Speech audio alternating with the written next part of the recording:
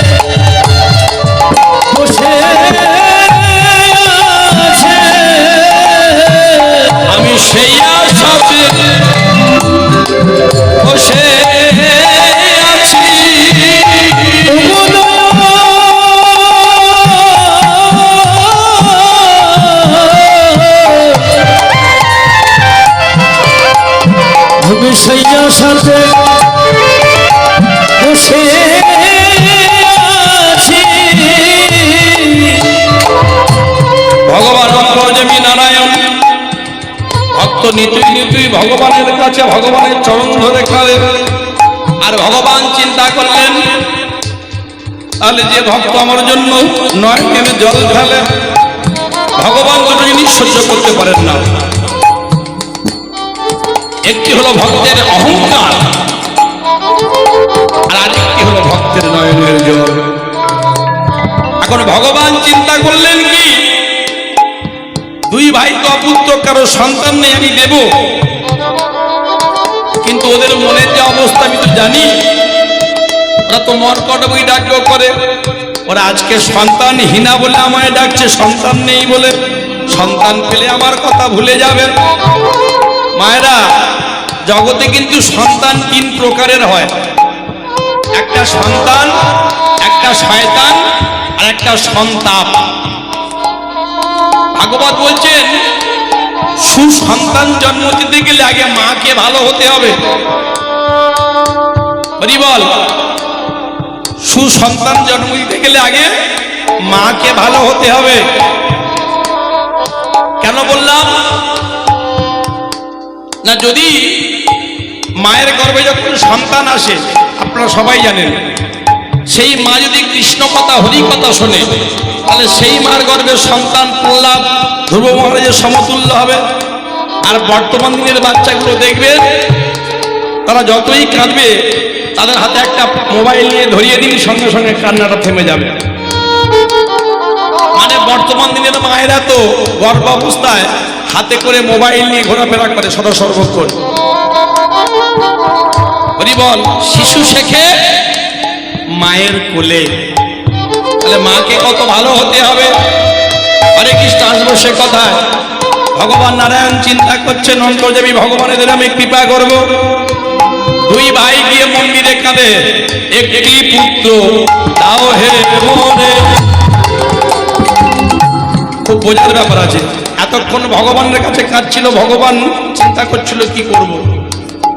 এবারে 2 ভাই যুক্তি করলো যে আমাদের কথা বললে ভগবান সন্তান দেবে না, তাহলে ভগবানের জালে ভগবানকে জড়াতে হবে। এবার ভগবান বলছে, হে ভগবান, একটা ছেলে বা মেয়ে দাও 2 ভাইয়ের মধ্যে একজনকে, তবে আমাদের জন্য নয়। আগে চিন্তা করছিল এত জমিদারি দেখবে কে, রক্ষা করবে কে। এবার বলছে যদি ছেলেটা দাও বা মেয়েটা দাও, তোমার চরণে সমর্পণ করে দেব। এই হচ্ছে মর্কট বৈরাগ্য। একটি সন্তান দাও হে মোরে, তোমার সেবার তরে। এটাই গৌর সন্তান দাও আমারে, তোমার সেবার তরে। একটি সন্তান দাও হে মোরে, তোমার সেবার তরে। আর কোনদিন চাইব না কিছু, তোমার চরণ তলে।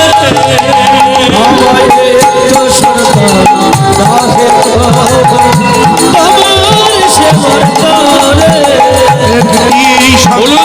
দাও হে প্রভু, তোমার সেবার সন্তান দাও হে প্রভু, তোমার সেবার।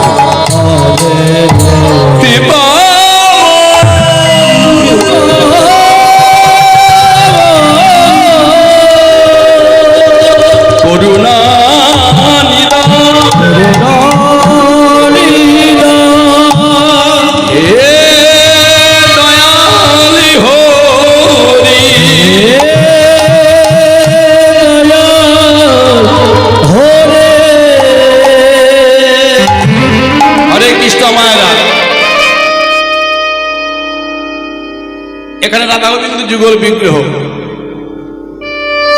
আমরা নারায়ণ লক্ষ্মীনারায়ণ বাড়িতে পূজা করি। সত্যযুগে লক্ষ্মীনারায়ণ যুগল, ত্রেতা যুগে রাম সীতার যুগল, দ্বাপর যুগে রাধা কৃষ্ণের যুগল, কলিতে গৌরাঙ্গ বিষ্ণুপ্রিয়ার যুগল। নারায়ণের বাবার নাম কি, এগুলো আমাদের জানতে হবে। আমাদের হিন্দু ধর্মটা, হিন্দু শাস্ত্রটা এত ছোট্টখাটো কথা নয়। তাহলে নারায়ণের বাবার নাম আমাদের জানতে হবে। হরে কৃষ্ণ। ঈশ্বর পরম কৃষ্ণ সচ্চিদানন্দ বিগ্রহ, অনাদির আদি গোবিন্দ সর্ব কারণের কারণ। যারা আমরা এখানে বসে আছি, বলছে মহাজনগত সপন্থা, যদি আমরা সৎসঙ্গ করি তাহলে আমার তো যারা রামকৃষ্ণ কথামৃত পড়েছেন দেখবেন সেখানে দেয়া আছে যে ভালো মানুষের সঙ্গ করলে তার সবটাই ভালো হয়, ভালো হবে। সৎসঙ্গে স্বর্গবাস, অসৎসঙ্গে জাতি নাশ, সব সর্বনাশ। হরি বল। সকাল সকাল মাখন তোলো, বিকেল হলে ঘোল। শিশুকালে কিংবা যৌবনকালে কৃষ্ণ ভজ, বুড়োতে গন্ডগোল। ধ্রুব প্রহ্লাদ পেয়েছিল 5 আর 7, সেই মতো তোমরা ভজ তাদের আসে আসে। হরি বল। তাহলে যদি জানতে জানতে আপনি উচ্ছের চারা লাগান, সেটা বড় হয়ে করলা হবে, তাতে কোনোদিন কোসমিন কালেও আম ধরবে না। আম গাছে আমিই ফলবে, জাম গাছে জামই ফলবে। তাহলে চিন্তা করতে হবে যে আমি কি চারা লাগাচ্ছি। যদি আমি সঠিক চারাটা লাগাই, তাহলে সঠিক ফলটা আমি পাবো। আর যদি চারাটা ভুল হয়ে যায় লাগানো, তাহলে কি হবে? উচ্ছে চারা লাগালে উচ্ছেই পাবো। ঠিক তেমনি বর্তমান দিনের প্রত্যেকটা বাবা মায়েরা দুঃখ প্রকাশ করেন যে আমার ছেলে কেন এমন হলো, আমার মেয়ে কেন এমন হলো। আগে বিচার করতে হবে, প্রমাণ করতে হবে যে আমি কি। যতই যাও না মন্দির মসজিদ, যতই যাও না তীর্থস্থান, নিজের ঘরের পিতামাতাকে না ভালোবাসলে কোনোদিন তুমি পাবে না ভগবান। পিতার শ্রদ্ধা মাতায় টান, সেই সন্তান হবে সাম্যবান। পিতায় ভক্তি মাতায় টান, সেই সন্তান দেশের প্রাণ। ভগবান পরিষ্কার বলেছেন, আগে ঘরের নিজের পিতামাতাকে সেবা করো। প্রতিদিন উঠে যে সকালবেলা নিজের পিতামাতাকে প্রণাম করেন প্রদক্ষিণ করে, তার বিশ্ব ব্রহ্মাণ্ড প্রদক্ষিণ হয়ে সাক্ষাৎ বৈকুণ্ঠের লক্ষ্মীনারায়ণের চরণে প্রণাম করা হয়ে যায়, এতে কোনো সন্দেহ নাই। তাই দেখুন, নাম সারাবলি খুলে, জগন্নাথ সারাবলি খুলে পেয়ে যাবে। তাহলে সেই পিতামাতাকে শ্রদ্ধা করতে হবে, সম্মান করতে হবে। আর পিতামাতারও উচিত যথার্থ মা হওয়া। একজন মা হতে গেলে তার কতগুলো গুণ দরকার, সেই গুণগুলো যদি না সঞ্চয় করতে পারি, তাহলে নিজের সন্তানকে সেই শিক্ষা দিতে পারবো না। আজকে ভগবানের কাছে সন্তান চাইছেন, 2 ভাই ভগবান চিন্তা করলেন সন্তান দেব। তাহলে সেই নয়নে জল আনতে গেলে কি করতে হবে? সাধু সঙ্গ, সাধু সঙ্গ সর্বশাস্ত্রে কয়।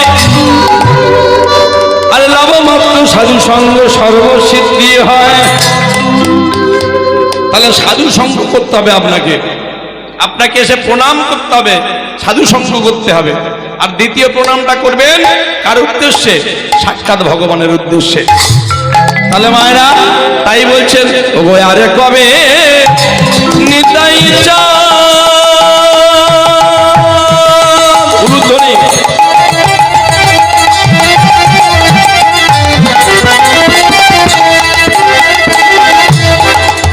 হরে নিতাই রে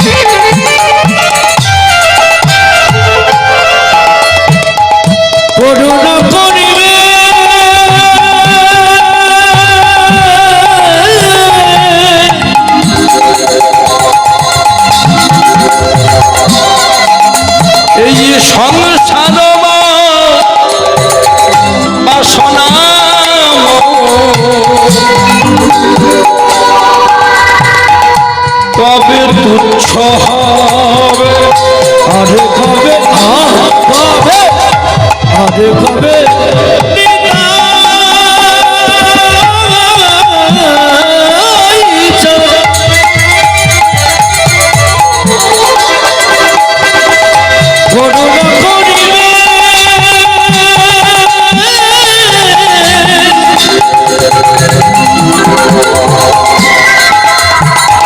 সংসার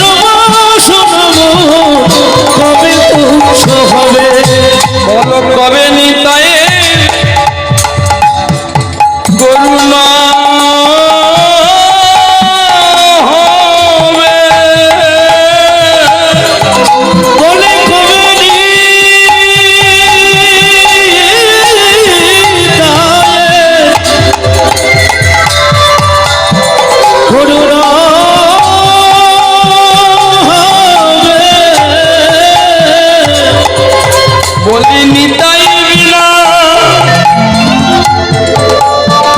গৌর নাই ভাই বলে খবরি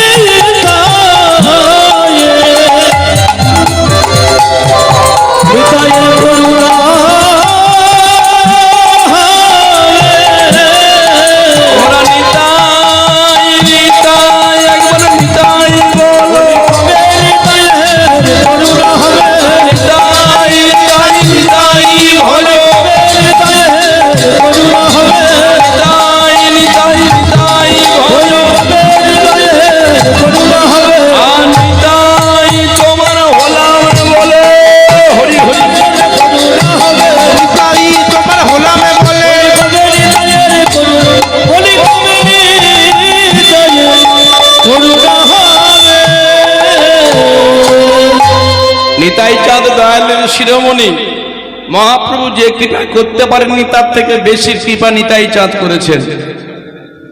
রে মেরেছিস কলসির কণা তা বললে কি প্রেম দেব না?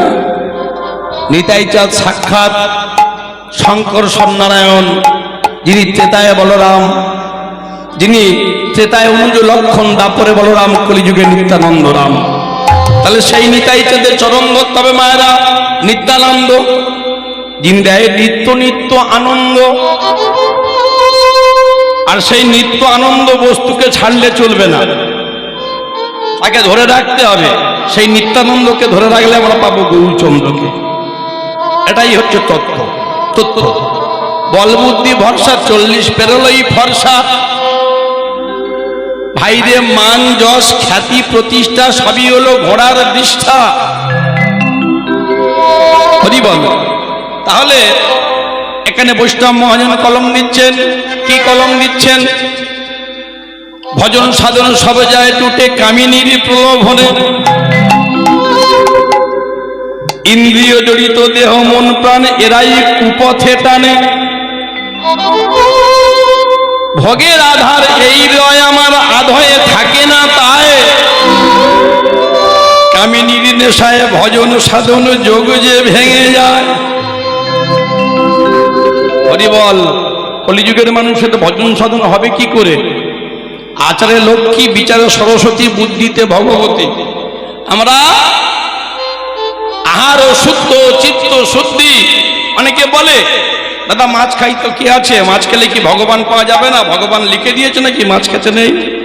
আসল কথা সেটা নয়। তুমি 365 দিন 300 দিন খাও, দুঃখ নেই, কিন্তু 5টা দিন তোমাকে বাঁচতে হবে, পালন করতে হবে।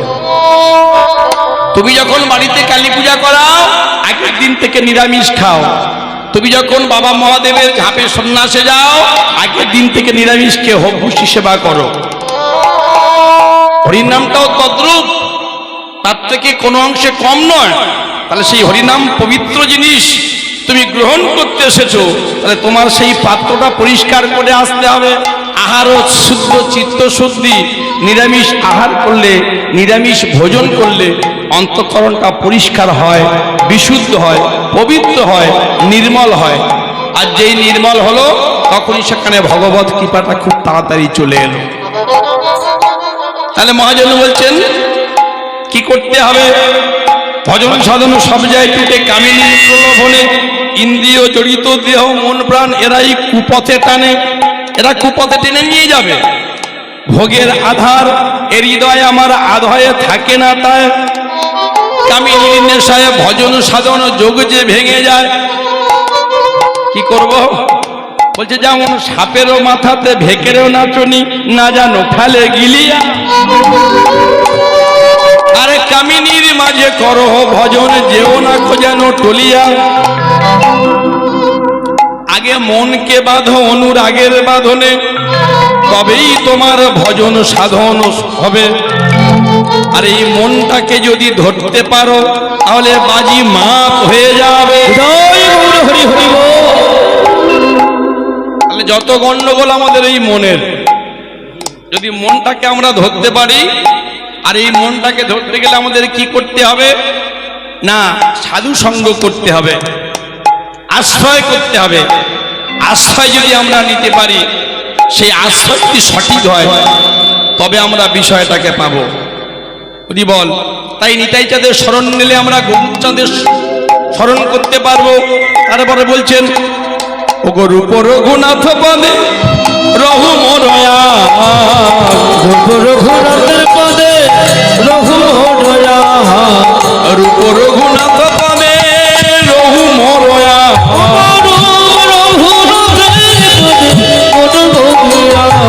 প্রার্থনা করয় সদা নরোত্তম দাস, প্রার্থনা করয় সদা নরোত্তম দাস, প্রার্থনা করয় সদা নরোত্তম দাস, প্রার্থনা করয় সদা নরোত্তম দাস।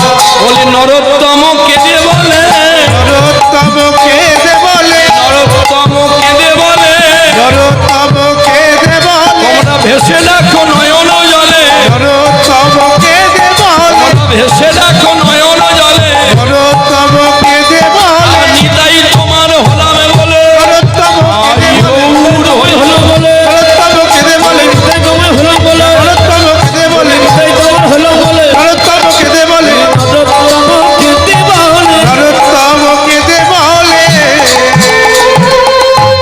ভক্তমণ্ডলী আমার মায়েরা, সেই নরোত্তম দাস ঠাকুর মহাশয়, তার চরণ স্মরণ করে আমরা সবাই লীলার মধ্যে প্রবেশ করব।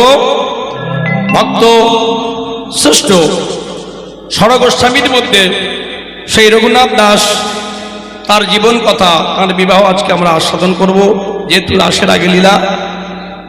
তবে মায়েরা, একটা কথা বলে দেয়া ভালো প্রথমে, যারা আজকে কীর্তন শুনতে এসেছেন, যেসব মায়েরা আজকে কীর্তন শুনতে এসেছেন, আজকে থেকে ভালো করে শুনে নিন, যখন কীর্তন শুনতে আসবেন একটা কাজ করে আসতে হবে বাড়ি থেকে, তবে কীর্তন শোনা সার্থক হবে। কাজটা কি, কারা কারা করে এসেছেন বলবেন? কারা কারা স্বামী চরণে প্রণাম করে কীর্তন শুনতে এসেছেন বলুন, অনুমতি নিয়ে। যারা যারা এসেছেন তাদের তাদের ফল ফলবে, তারা ভগবানের থেকে কৃপা নিয়ে যাবেন, নতুবা নয়। আমি নয়, এটা বিষ্ণু পুরাণে পরিষ্কার লেখা আছে। এ মাসে ভারত পাঠ হচ্ছে, ভারতেও লেখা আছে। কারণটা কি, ভগবান নিজে বলেছেন, আগে ভজ নিজের প্রতি, আগে ভজ দেহপতি, তারপরে জগৎপতি। স্বামী ধ্যান, স্বামী জ্ঞান, স্বামী যে সর্বসার, স্বামী ছাড়া এ জগতে কিছু নাহি আর। দেব বলো, ঈশ্বর বলো, ভক্তিতে ভগবান, সব কিছু করে আছে আমার ওই স্বামী ভগবান। হরি হরি বল। তাহলে স্বামীকে প্রতি পরমেশ্বর ভেবে আগে তাকে সন্তুষ্ট করে তার চরণে জল ফুল দিয়ে আসতে হবে। আর আপনারা জানেন, সংসার সুখের হয় পুরুষের গুণে, নাকি রমণীর গুণে। তাহলে সেই জন্যে আপনাদেরকে কত ভালো হতে হবে। যে দেশের মাটি ভালো, সে দেশের ফসল ভালো, যার মা ভালো তার ছা ভালো, ছা মানে ছেলে ভালো। হরি বল। হিরণ্যকশিপুর তিনি দুরাচারী, কিন্তু স্ত্রী ভালো ছিল বলে একটা ভালো সন্তান হলো। ওই যে উত্থানপাত রাজা, তার দুটো স্ত্রী, একটা সুরুচি আর একটা সুনীতি। বৃহস্পতিবার দিনে কর্তার ইচ্ছা হচ্ছে যে বাজার থেকে পাঁঠার মাংস নিয়ে আসবো 2 কেজি, ইচ্ছা হতে পারে, কিন্তু যেহেতু সংসার সুখের হয় রমণীর গুণে, আপনি তার সহধর্মিনী সহমর্মিনী, তাহলে সেই জন্য আপনার উচিত কি, আপনার স্বামীটাকে সৎ পথে চালিত করা। এখানে সুরুচির প্রাধান্য দিলে হবে না, সুনীতির প্রাধান্য দিতে হবে। যে কথাগুলো প্রমাদ বাক্য কিছু কিছু আছে এগুলো সঠিক কথা নয়। আত্মা রেখে ধর্ম আর পিত্ত রেখে কর্ম। কিন্তু আমার আত্মা যদি চাইছে, আমার বাড়িতে সুন্দরী স্ত্রী আছে, রমণী আছে, গাড়ি আছে, বাড়ি আছে, সন্তান ছেলে মেয়ে সবই আছে, অথচ যদি আমার ইচ্ছা হয় আমি কোনো একটা বার বনিতা কোনো পতিতালয়ে যাব, এটা কি সঠিক? তাহলে সেই জন্য মহাজন ওখানে বলেছেন আগে মনকে বাঁধো অনুরাগের বাঁধনে। সেই মনটাকে আপনাকে সংযম করতে হবে।